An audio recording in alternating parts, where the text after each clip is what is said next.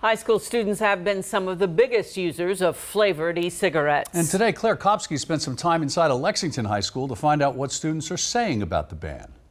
High school senior Mason Curtis says he tried vaping once. Before long, he says he had a raging headache. It's not worth it. It's nothing more exciting than going out with your friends or going to a UK football game. Those are a lot of fun, and it's not anything that you should be doing.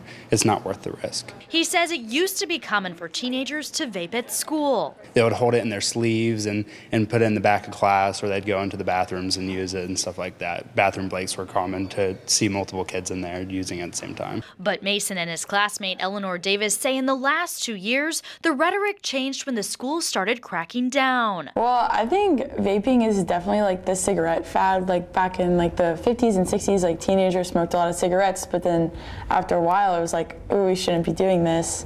And now today, like I don't know a single teenager that smokes cigarettes.